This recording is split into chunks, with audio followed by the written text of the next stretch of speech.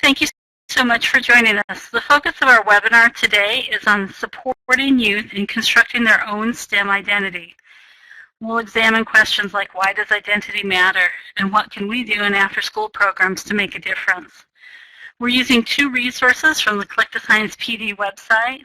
One of them is Who Does Science, and you can download that from that box at the bottom of the screen. And the other one is The Next Great Space Geologist, and that one's kind of fun too. So we'll be pulling from both those resources as we talk today about STEM identity.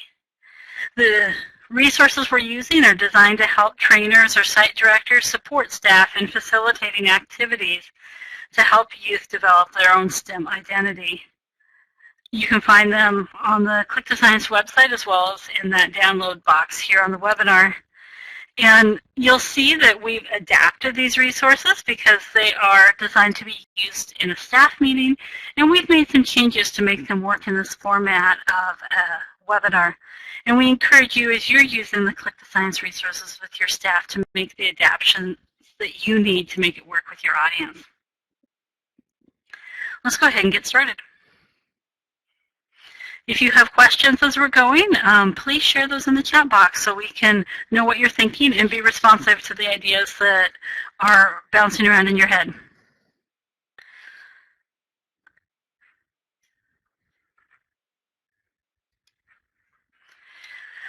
So we're going to start with this question about how do we think about scientists? And there's a couple of pictures here about what scientists might look like as they're working on science. And this comes from that Who Does Science resource if you want to think about how to do this with your staff. And it focuses on something called the Draw a Scientist test. I don't know if you've heard of that. The test was actually first used in the 1970s to get a sense of how children perceive scientists and science. So in the study, 5,000 children were asked to draw a scientist and just given a blank sheet of paper to draw on. Only 28 of those 5,000 children drew female scientists. And that was concerning to a lot of people in the science and education field that so many of the children involved in the study perceived science as something that was done solely by men. So a lot of effort has been made since that time to help children develop a more realistic view of what science is and who does science. And recent studies have showed that progress has been made. In 2010, a researcher did a repeat of this test, and about 40% of the children in that group drew female scientists. Now, it's still a little bit concerning because 85 to 90% of the boys in the study drew a male scientist. But girls were much more likely in the 2010 study to draw a scientist who looked like them than they were in the 1970s study. So there are definitely indications that progress has been made. And one of the links in the web resources pod is the blog on new research for Draw a Scientist. That's a Edutopia blog that I think you might find interesting looking at students in science and society. So it looks at some of that new research if you want to see what is happening in the more recent studies. Before the webinar, we invited our Twitter and Facebook followers to draw a scientist. And here's some of the images that our followers contributed to us or that I found online. And I'd like to get your ideas in the chat box. Is this what you would expect to see in a collection of images that children drew about science? What do you think these images tell us about being a scientist or being an engineer? And what do they suggest that scientists do?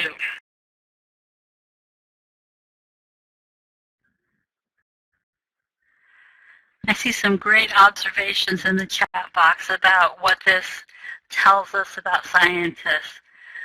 And I agree with one of the comments, Tracy, I think that there's a lot of chemistry in these images of science. I will point out that one of the images in the center by one of my colleagues is somebody using SPSS, and she is a social scientist, so she is not a chemist, but almost everybody else here portrayed seems to be doing chemistry. And they do seem to like what they're doing. That's kind of a theme across all these images too. So we're going to try to break down some of these images and think about what they imply about how children and adults view scientists. So let's look a little bit closer at a couple of the images. This one here is actually one of the images from that initial study in the 1970s. And there's a lot of detail here.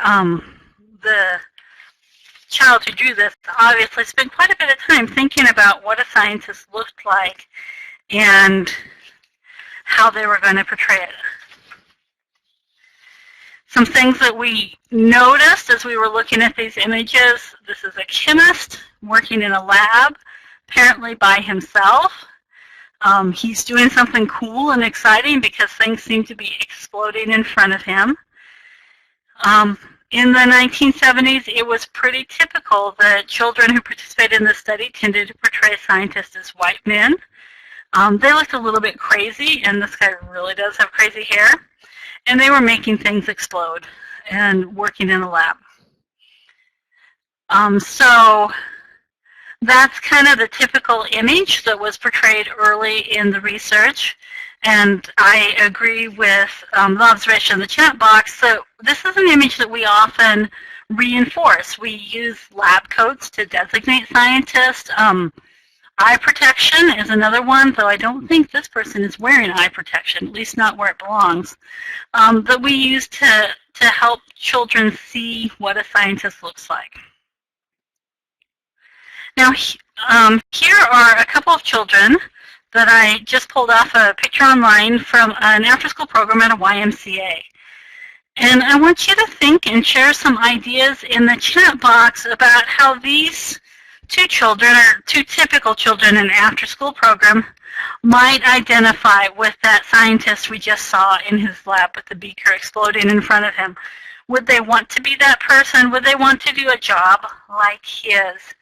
I realize you're making some big inferences here, but actually what we're doing here is really exploring some stereotypes and some underlying assumptions we have. So feel free to share things that might be assumptions that you really don't have evidence to support. But how do you think these children might identify with that scientist? So some of the themes that I see coming out in the comments is that we'd really like to see a broader array of the types of science that are out there in the world being portrayed, that science is not all chemistry that's done in a lab. And of course, scientists are not all white men. And there's some concern, and the concern is shared in the field too, that the image of a scientist as a white man making things explode in a lab might help or might encourage some children to come to a conclusion that science is not for people like them. Other ideas or assumptions about science that research has shown to be discouraging to children developing a STEM identity is the idea that scientists tend to work alone and that they don't have good social skills, that they're loners. That's a stereotype that makes a lot of children feel like science is not for them. Or that their work is about blowing things up, creating weapons, viruses, or getting rich. Certainly some children might find the idea of being a rich scientist appealing. The reality, though, probably isn't going to meet their expectations of that.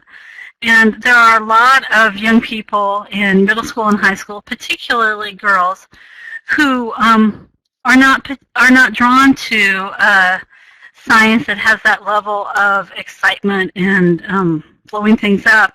And they might be more interested in an image of a scientist working in a team or working outdoors and working to help people. So those are some of the images or some of the realities of what science is like that we'd like to see coming through in more recent themes or drawings of a scientist. So now we're going to look at a drawing from a 2013 study where children are asked to draw a scientist. One of the things that I was very intrigued about in this particular drawing is in many ways is actually very similar to that first drawing we looked at closely. So I'm going to go back and show you that for just a minute. So this was a drawing from 1970 of a scientist and how a scientist works. And this is a drawing from 2013. And there's some things that are very similar in both these drawings and some things that are quite different. So I'd like you to make some observations again in the chat box about what is similar and what is different about this drawing compared to the first one that we looked at.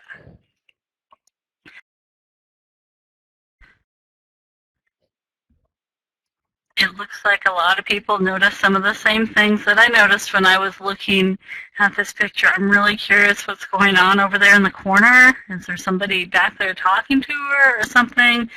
I'm not sure what's going on back there. And I was also very intrigued by the pictures on the wall. Remember, the other lab had pictures on the wall too, but they were not quite the same type of pictures. So that was a similarity that I thought was interesting, that both children drew a chemistry lab with things up on the wall. I do think that this scientist looks a little bit more approachable. The room is very pleasant. A lot of different sort of things happening, but still in some ways portraying a very similar view of science being very much about chemistry, which is, I'm not sure why that image is so strongly portrayed, because in school students do study all different areas of science, but somehow maybe it's because of some of the images online and in advertising where those signature elements of the chemistry lab tend to stand for all scientists. It's really interesting. If you Google image of a scientist, you get a lot of chemistry pictures. Good question, Todd. Does it look like she has eyeglasses on, or is that eye protection? I hope so. That's one of the things that I noticed as something that I thought was a change and probably an improvement between the more current view, so that children understand the importance of eye protection in the lab. So here's what I want you to take away from these sort of images of Draw a Scientist. When we can help young people perceive scientists as people who work as part of diverse teams, who solve problems, who help people, the rate of both boys and girls who are interested in being a scientist increase. And girls in particular are very interested in areas of science that help other people and make their lives better. And that includes engineering as well as more research-based science fields. I selected a couple of research studies about age and gender and attitudes towards STEM, and those are included in the downloads if you'd like to read more about the relationship between the attitudes children have toward STEM and the impact that has on them and their age and gender. The research studies will help you understand why the late elementary and middle school years are a very important time to focus on science identity. So those are the first two items down in the download pod. The first one is about age and gender and attitudes towards STEM, and the other one looks at middle school students and their career aspirations and the impact of their gender on those aspirations. So I do encourage you to look at those research studies if you'd like to learn more about these attitudes that students have and why it is so important to develop a positive STEM attitude for children and what we're hoping to accomplish.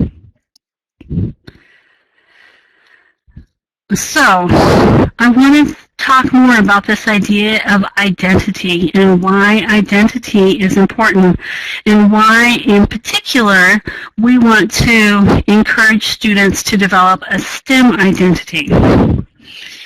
So, here's my quick summary of research in this field.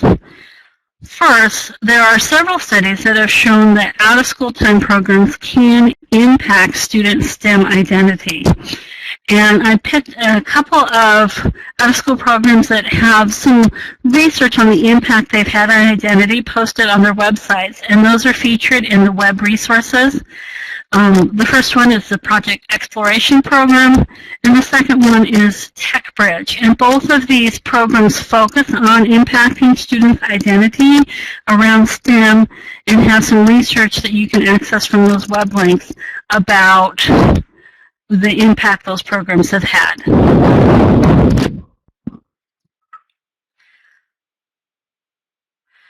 Second, though the experience of individuals differ, especially by race and gender, there is a trend that tells us that late elementary and middle school years are really important in terms of student STEM identity.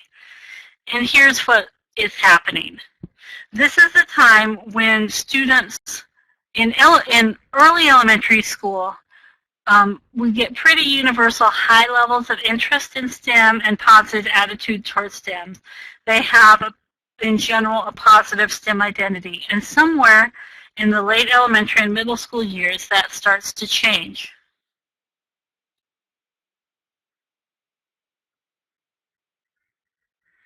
I'm sorry, I'm distracted by Clark's question.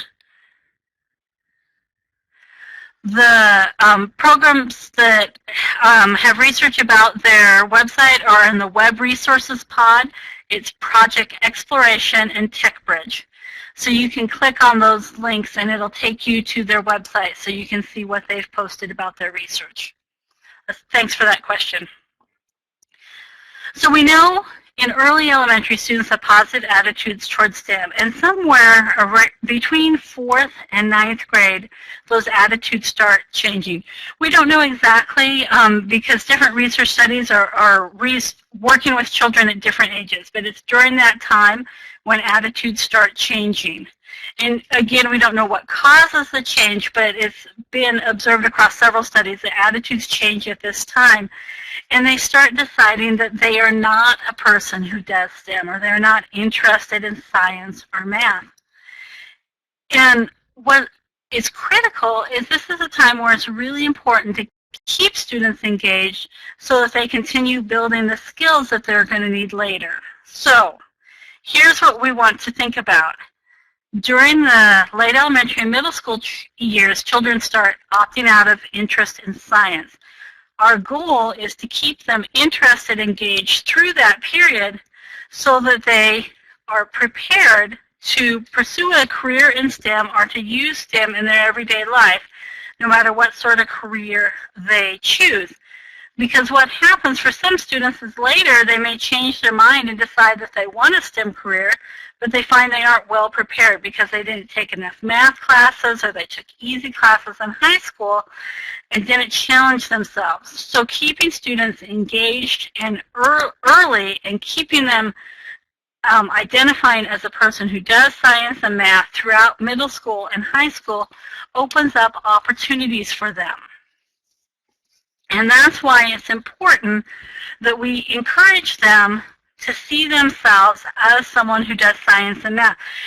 It's not necessary that we focus just on identity. Some things that are important to focus on is to help them see themselves as problem solvers, as data collectors, and someone who can use science and math skills to collect and understand and interpret data and share that with others. So these are skills that they're going to use whether they pursue a career in science or at all. We want to recognize and address that experiences for children are different, particularly for minority youth or girls. They may not have had the same opportunities to experience hands-on science when they were younger. So it's important to understand the background that the individual students in your program are coming from and to engage them and provide them with those sort of experiences. The goal, especially in out-of-school time, may not be to teach them a lot of STEM, but to give them opportunities to practice what they know, what they're learning in school, and apply it in a hands-on, interactive, fun way. So they see themselves as a person who does science, who does math, who can solve problems.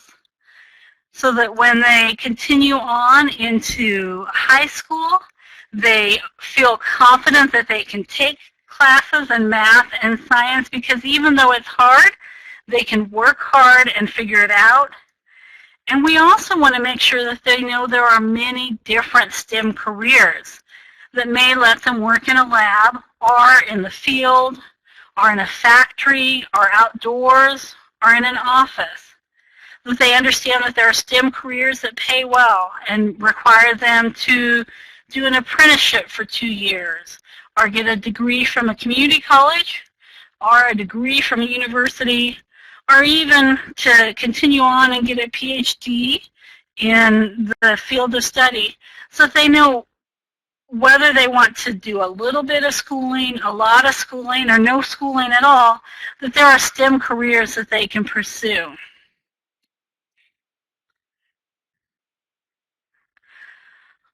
I want to respond to a couple of comments in the chat box before we move on.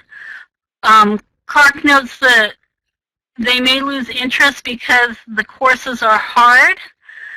That is true, but what the research tends to indicate is students that have a high identity as someone who does STEM are willing to work harder in a difficult course. Students who view themselves as someone who doesn't do science or doesn't do math tend to give up and not be willing to do the hard work.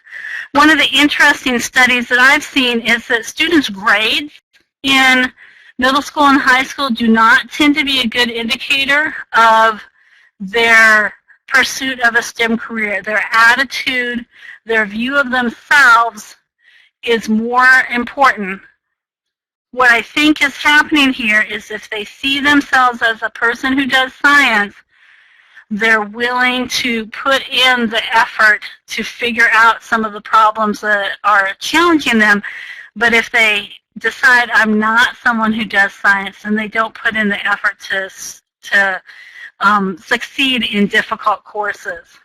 So there's a lot of things happening here, and it's not a simple answer, but it seems to indicate in the research that their attitude, that their view of themselves is more important than their grades or their abilities to do science.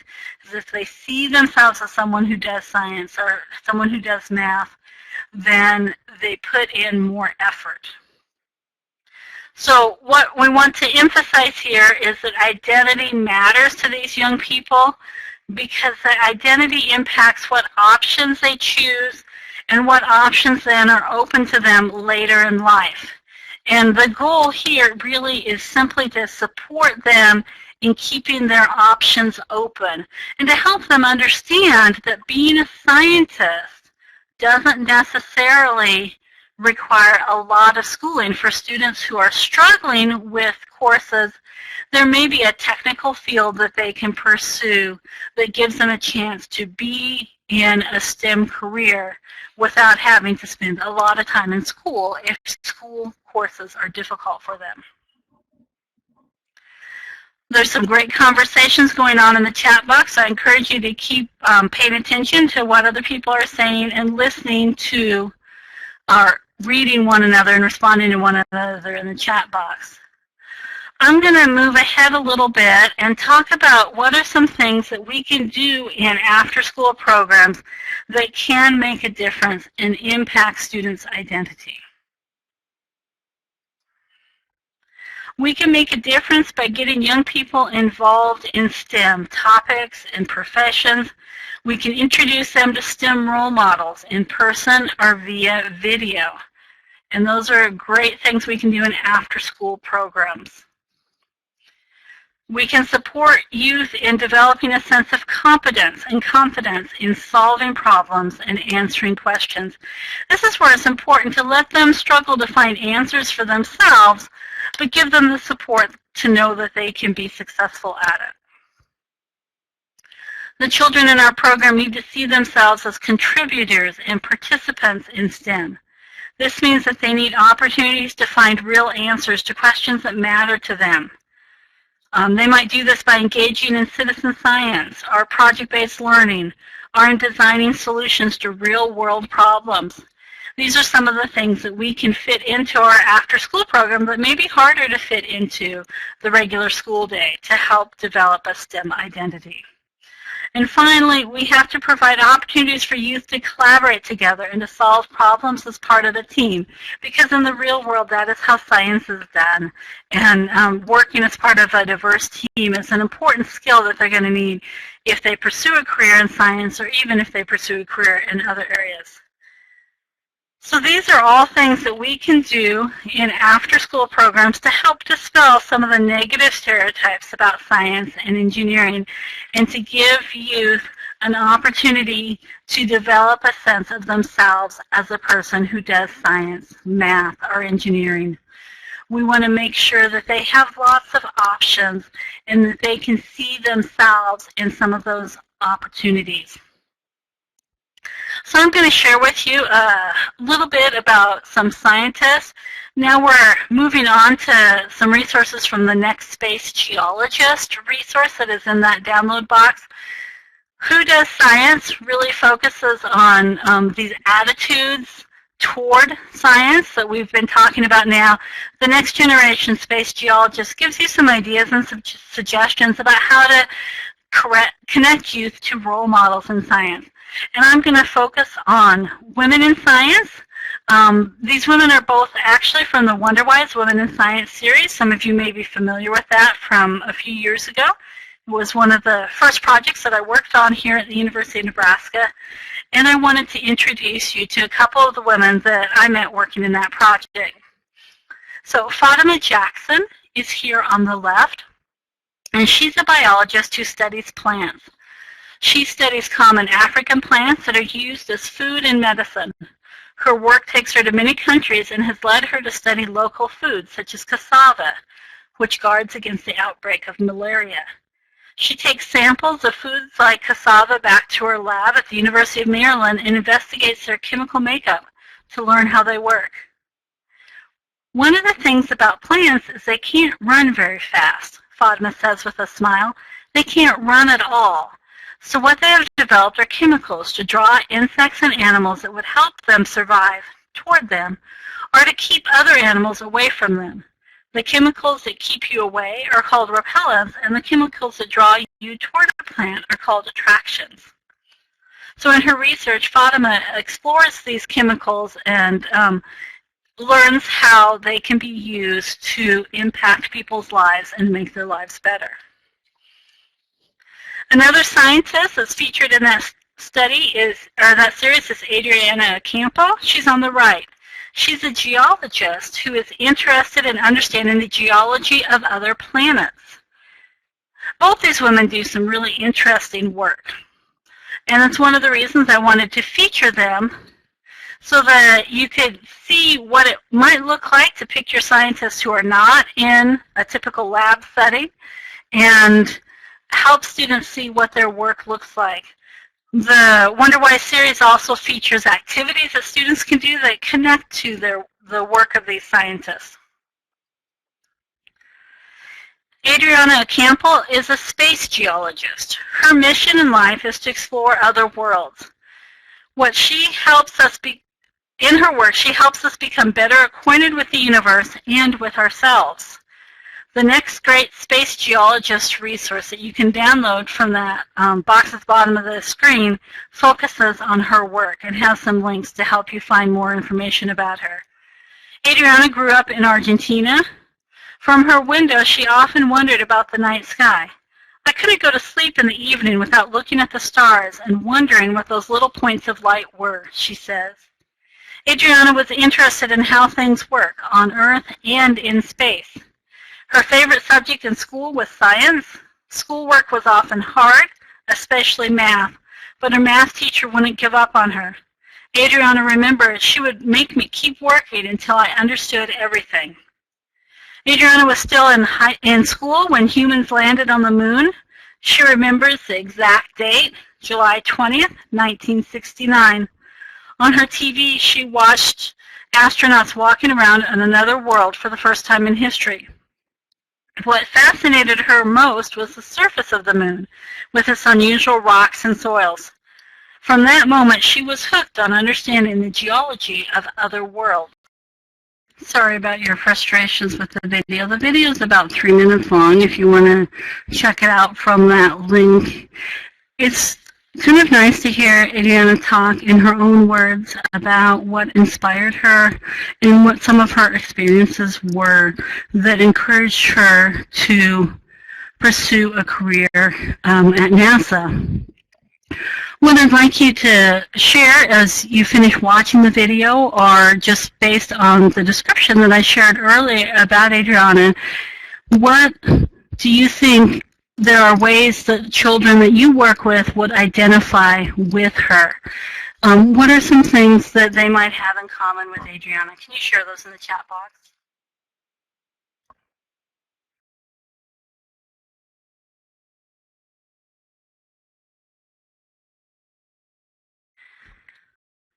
So there's several different aspects of Adriana's story that the children we work with might identify with.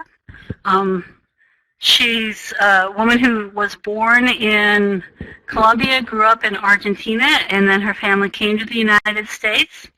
So a lot of the children I work with have a similar background, that the children were not born in the U.S. and they had to learn English when they came to this country, so that's something they have in common. One of the things I noticed in the description I read of Adriana is she really struggled with math. Of course, I know many students that find math difficult and challenging, so it might help them to know that someone who's a scientist who works at NASA found math very difficult. She also asks a lot of questions. She's curious. She wonders about things and likes to discover.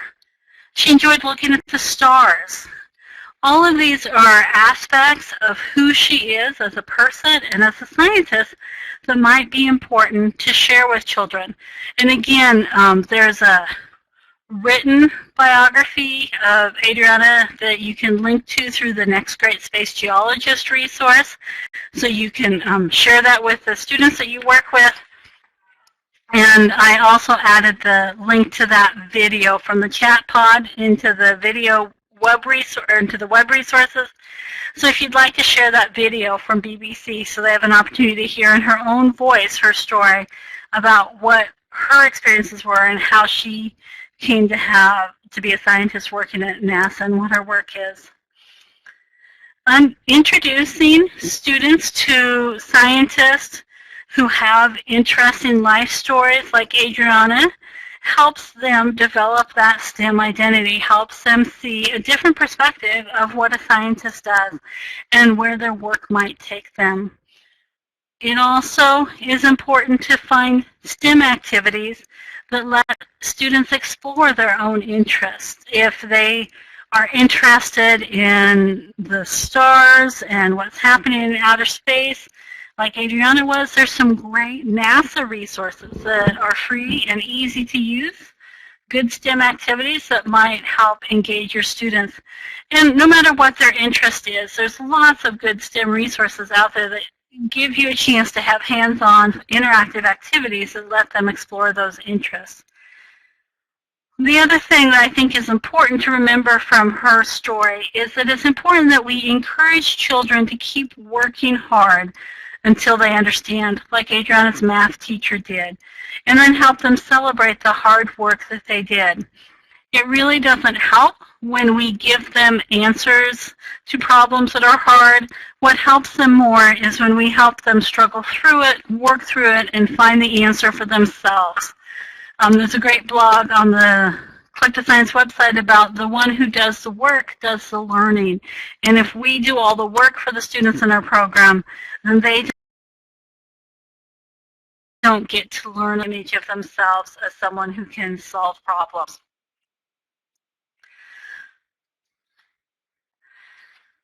Now, we're going to try one more time to share the screen, and I hope this will work a little bit better. But again, if it doesn't work, let me know in the chat box, because what I wanted to do next is show you how to access some resources from the Click to Science website. I'm just going to take a couple minutes and show you how to find the resources that we were using in this webinar on that website, because I want you to think about how you could use these resources with the staff that you work with in your program. So I'll keep the chat box open so I can see if you are having problems, please let me know. But I am going to switch to sharing my screen from the computer, and we'll see if that works.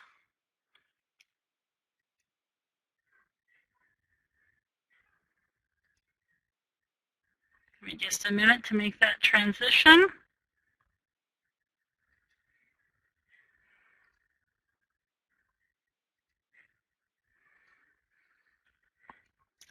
Now, I hope that you are seeing the Click to Science website. And I'm going to take you through a few places to find resources on the website. So right now I am starting out on the website. I'm logged into my account because I want to be able to show you how to download some resources. If you haven't signed up to have a login on the website, I encourage you to do that. It doesn't cost you anything, but it does let you download those resources that we're going to be talking about. Okay, the skill we're focusing on is developing a STEM identity. And I'm going to find that under the third tab on the top bar here, Developing Science and Engineering Identity. When we go to that page, it tells me a little bit more about the skill and how it works and what we're trying to accomplish.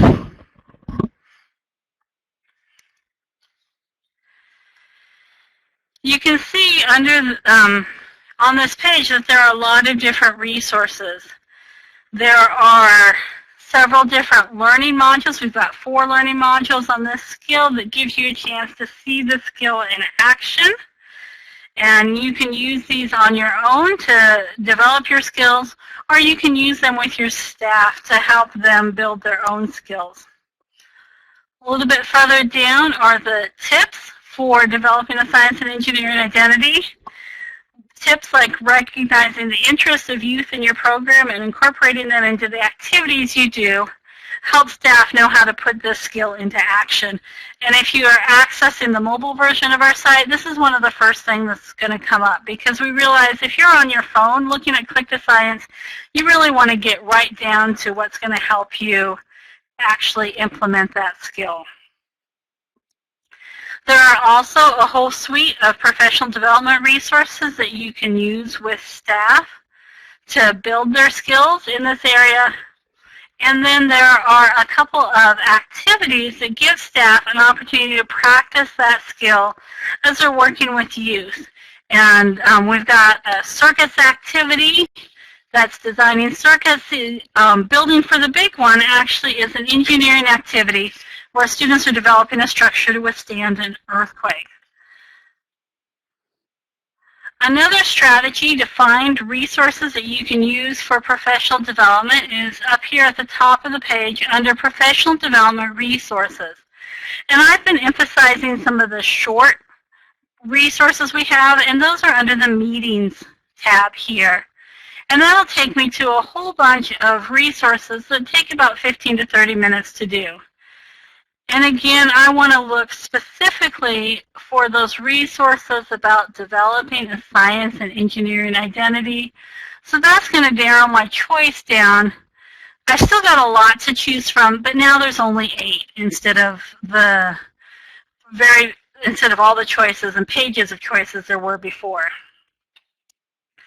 And I want to look through those and find one that I think is the best fit for my team. And the one that I chose is The Next Great Space Geologist. That one takes about 30 minutes to do. It's very interactive and gives opportunities to see that role model, and we just talked about that. So this is what it looks like when I download it. It's just a couple pages long, step by step, 6 steps on how to go through that with your staff. There's also another resource. I'm going to go back up here to the beginning of the Click to Science page and select that skill, Developing a Science and Engineering Identity, because I want to show you that there's an option, and it's right here, to do self-directed online lessons where you can work independently to develop your own skills and earn 2 hours of continuing education units. Or you can share this with staff as an opportunity for them to see all the different resources that they can do on their own to develop their skills. These online lessons do have a cost. They cost $5. They include videos, hands-on activities, quizzes, and reviews to make sure that you're actually learning what they want you to do in this lesson. And then in the end, you get that certificate and continuing education units to share with your site director or program leader.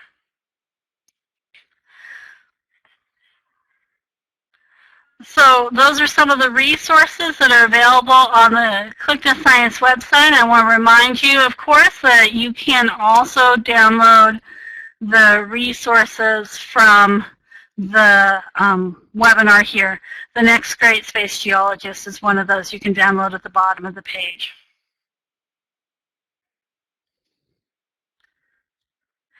Now, I really want to encourage you to consider using this with the staff in your program. It's really easy to do staff development using these resources.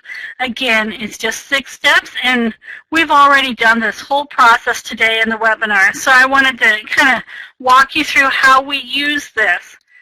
The first step is to bring your team together and introduce them to Adriana Ocampo. I did that with the description I read. I tried to share that video as well. That didn't work quite as well as I'd hoped, but you did learn a little bit about her from the description.